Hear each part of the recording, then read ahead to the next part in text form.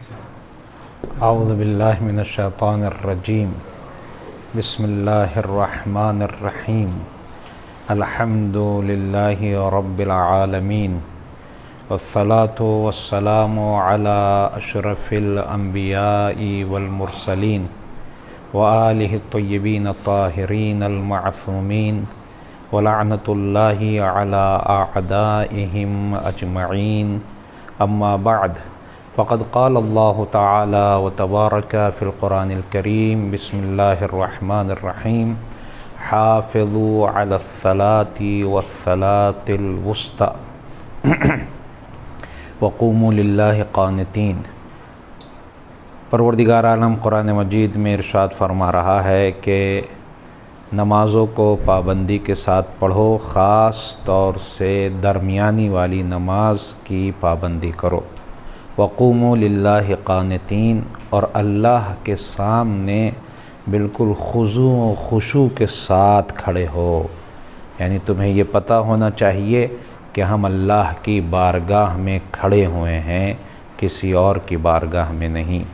اسی لیے نبی مکرم اسلام صلی اللہ علیہ وآلہ وسلم ارشاد فرماتے ہیں کہ انسان جب نماز پڑھنے کھڑا ہو تو وہ یہ سمجھے کہ جیسے میں خدا کو دیکھ رہا ہوں، جیسے کہ میں خدا کو دیکھ رہا ہوں۔ ہم اور آپ یہ جانتے ہیں کہ اگر کہیں پر سی سی ٹی وی کیمرہ لگا ہوا نہ ہو تو ہماری پوزیشن الگ ہوتی ہے، لیکن اگر سی سی ٹی وی کیمرہ لگا ہوا ہو تو ہم توجہ کرتے ہیں، دھیان دیتے ہیں۔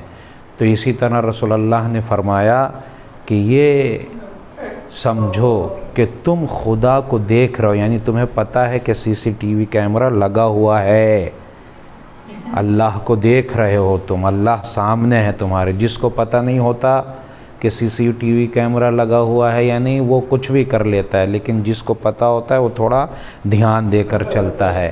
تو ایسے ہی تم یہ سوچو کہ اللہ کے سامنے ہو۔ پھر رسول اللہ ایک جملہ فرماتے ہیں، اگر تم اللہ کو نہیں بھی دیکھ رہے تو اللہ تمہیں دیکھ رہا ہے۔ یہ دھیان کر کے نماز میں کھڑے ہونا چاہیے۔ پہلے یہ دھیان کریں کہ ہم ایسے حالت میں اپنے آپ کو پہنچائیں کہ جیسے ہم اللہ کو دیکھ رہے ہوں۔ اگر ہم نہیں بھی پہنچ سکتے تو ہمیں یقین رکھنا چاہیے، اور ہمارا یقین ہے، ہم سب یہ مانتے ہیں کہ اللہ ہمیں دیکھ رہا ہے۔ بہرحال نماز کے سلسلے میں تاکید کی جاتی ہے، اور دین مبین اسلام نے زندگی گزارنے کے طریقوں کو سکھایا ہے۔ قرآن مجید اسی لیے نازل ہوا تاکہ ہمیں یہ سکھائے کہ ہم زندگی کیسے گزاریں۔ زندگی کے تمام امور میں سے ایک چیز نماز ہے، ساری چیزیں نہیں ہیں، ایک چیز نماز ہے۔ زندگی کی کتاب بہت بڑی ہے، ہمیں اس پوری کتاب کو پڑھنا ہے، لیکن اس میں سے ایک کام نماز ہے، لیکن یہ بہت اہم کام ہے، سب سے اہم کام ہے۔ حدیث میں آیا ہے کہ پروردگار کی بارگاہ میں ان قبلت ما سواہا، اگر نماز قبول ہو گئی تو تمام اعمال قبول ہیں، وَإِن رُدَّتْ مَا سِوَاهَا، اگر نماز قبول نہیں ہوئی تو میرا کوئی بھی عمل اللہ کی بارگاہ میں قبول نہیں ہے۔ اتنا اہم ہے یہ نماز، ہمیں اس پر اہمیت دینی چاہیے۔ دو چیزوں کا زندگی میں خیال کرنا بہت ضروری ہے، اور یہ ایکسپیرینس بتاتا ہے کہ اگر انسان شروع میں ان دو چیزوں کو اپنے ساتھ رکھ لے تو اس کی زندگی بہت اچھی ہو جاتی ہے، اچھائی کی طرف بڑھنے لگتی ہے، برائیاں اس سے دور ہونے لگتی ہیں آٹومیٹک۔ وہ دو چیزیں کیا ہیں؟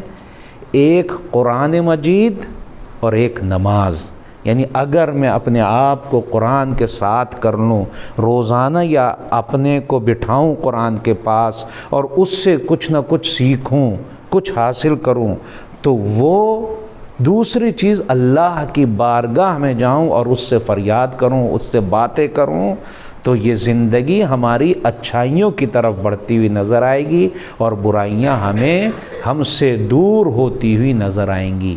اس لیے کہ نماز گویا ہم اللہ سے بات کر رہے ہیں، ہم اللہ سے بول رہے ہیں، اور جب ہم اللہ سے بولیں گے یقیناً اللہ ہمیں جواب دے گا۔ اللہ کا یہ وعدہ ہے وَإِذَا سَأَلَكَ عِبَادِي أَنِّي فَإِنِّي قَرِيبٌ وَأُجِيبُ دَعْوَةَ الدَّاعِ۔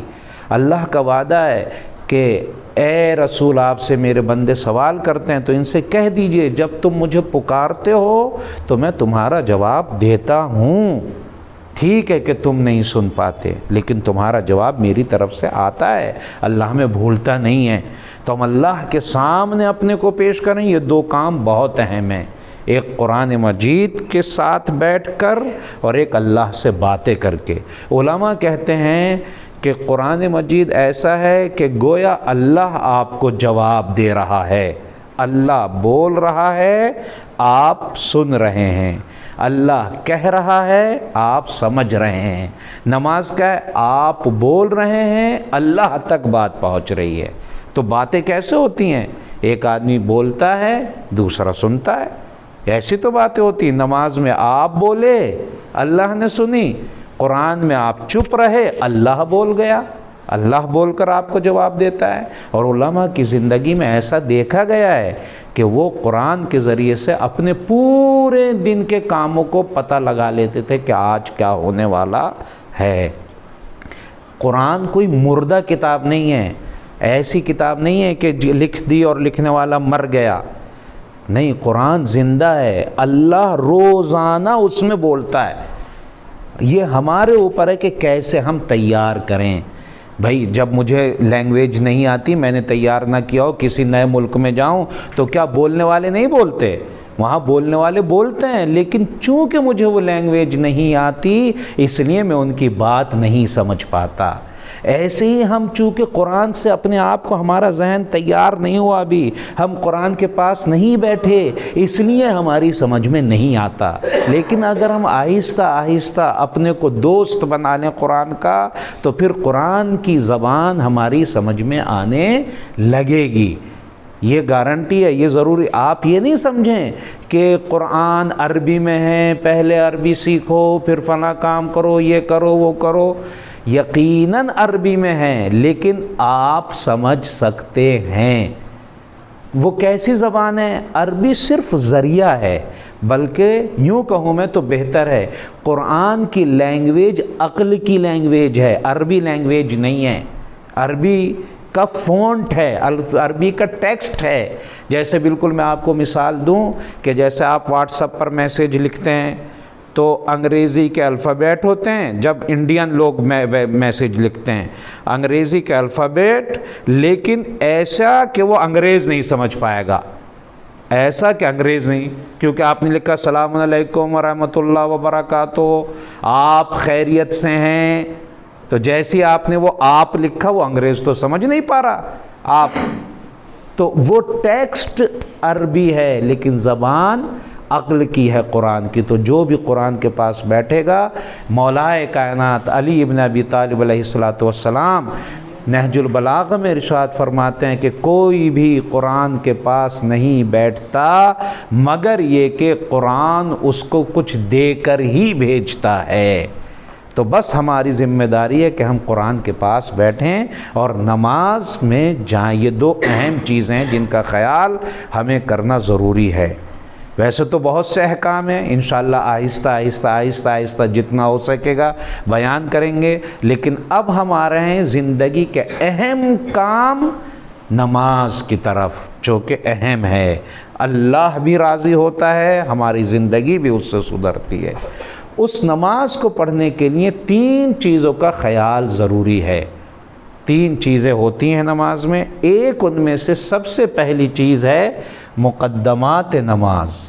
مقدمات نماز یعنی مقدمات نماز کا میننگ کیا ہے؟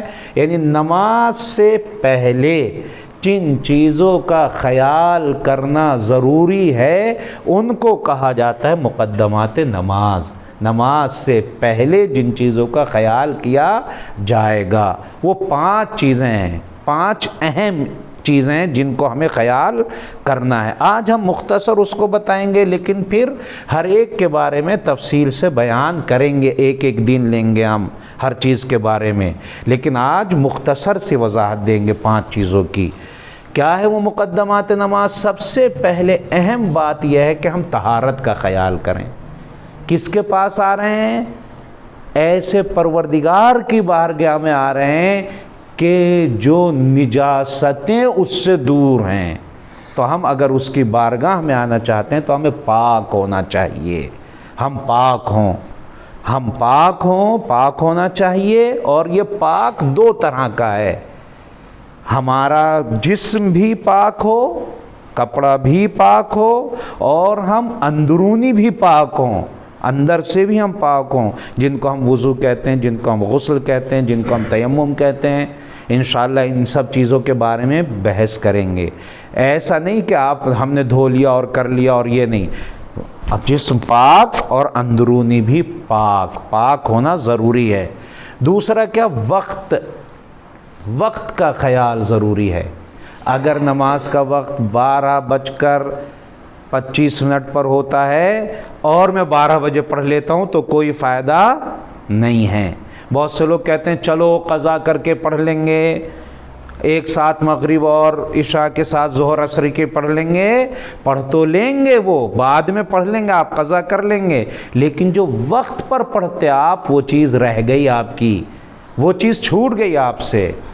تو وقت کا خیال بہت ضروری ہے.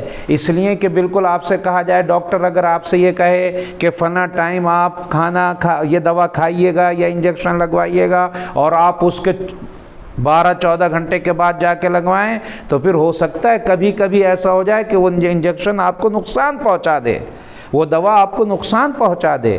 یعنی جو ٹائم ہے اس کا خیال ضروری ہے. یہ تو اللہ کی رحمت ہے کہ ٹائم گزرنے کے بعد اس نے کہا چلو آ کے پڑھ لو، تھوڑا سا آ جاؤ. لیکن اصل بات ہے ٹائم کا خیال کرنا. اگر ٹائم کا ہم خیال نہیں کرتے تو ہم سے برا کوئی آدمی نہیں ہے. آج اس آدمی کو بڑے لوگ اس آدمی کو برا سمجھتے ہیں جو ٹائم کی پابندی نہ کرے. آپ خود سوچیں، آپ کو کسی نے وقت دیا ہو کہ بھئی فلاں ٹائم میں آؤں گا، 5 بجے آؤں گا، لیکن وہ 5 بجے نہ آئے مثلا، تو آپ کو کتنا برا لگتا ہے؟ دیکھو کتنا آدمی تھا، مجھے بہکا دیا، نہیں آیا. تو جیسے آپ کو ٹائم پہ نہ آنا برا لگتا ہے، تو اللہ کے ہاں اگر آپ ٹائم پر نہ جائیں تو لہٰذا ٹائم کا خیال کرنا ضروری ہے. تیسری چیز، لباس، جو کپڑا آپ پہن رہے ہیں صرف پاک ہونا ضروری نہیں ہے، اس میں بہت سی چیزوں کا خیال کرنا ضروری ہے، جو انشاءاللہ میں بتاؤں گا آپ کو کہ کن کن چیزوں کا خیال کرنا ضروری ہے. کپڑے میں صرف پانی سے پاک ہونا نہیں. مثلا کیا ہو، میں نے جس کپڑے پیسے سے کپڑا خریدا ہے وہ کیسا تھا، وہ کیا تھا، جو ان سا کپڑا پہن رہا ہوں وہ کاہے کا بنا ہوا ہے، وہ انشاءاللہ میں بتاؤں گا. چوتھی چیز کیا ہے؟ مکان، یعنی جس جگہ پر آپ نماز پڑھ رہے ہیں وہ کیسی ہونا چاہیے. صرف نماز نہیں، نماز سے پہلے سوچیں یہ زمین میرے لیے اس کا یوز کرنا صحیح ہے یا نہیں. جس زمین پر آپ نماز پڑھ رہے ہیں کیا اس میں کسی کا حق تو نہیں ہے؟ میں نے اس کا حق ادا کر دیا یا نہیں کر دیا؟ کہیں میں نے کسی کو ناراض کر کے تو یہ جگہ نہیں چھین لی؟ کبھی کبھی یہ دیکھا جاتا ہے مسجد میں کوئی بچہ بیٹھ گیا، جا کے زبردستی اس کو اٹھا کے ہٹا دیا اور نماز پڑھنے لگے. صحیح نہیں ہوگی نماز.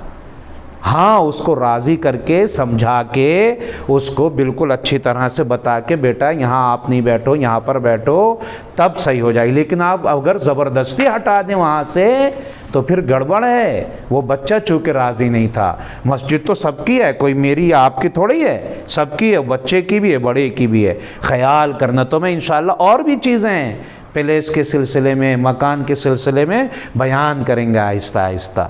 پھر 5ویں چیز کیا ہے؟ ڈائریکشن، قبلہ رخ. ہمیں قبلہ رخ رہنا ہے نماز میں، ایسا نہ ہو کہ ہم جس طرف چاہا نماز پڑھ لیں، نہیں، اللہ کی چیک یہی ہے کہ آپ اللہ کے حکم سے پڑھ رہے ہو یا اپنی مرضی سے جدھر چاہ رہے ہو پڑھ رہے ہو۔ اللہ کا حکم یہ ہے کہ آپ قبلے کی طرف پڑھیے۔ یہ مختصر وضاحت تھی جو ہم نے مقدمات نماز کے سلسلے میں آپ کو دی۔ انشاءاللہ ایک ایک کر کے پہلے مقدمات نماز کے سلسلے میں بحث کریں گے، پھر دوسرے نمبر کا جو نماز میں چیز ضروری ہے ان کے بعد دوسرے نمبر کے سلسلے میں اور تیسرے نمبر کے سلسلے میں بحث کریں گے انشاءاللہ، تاکہ ہماری گفتگو مکمل ہو اور انشاءاللہ بہتر سے بہتر ہماری نماز رہے۔ والسلام علیکم ورحمۃ اللہ وبرکاتہ۔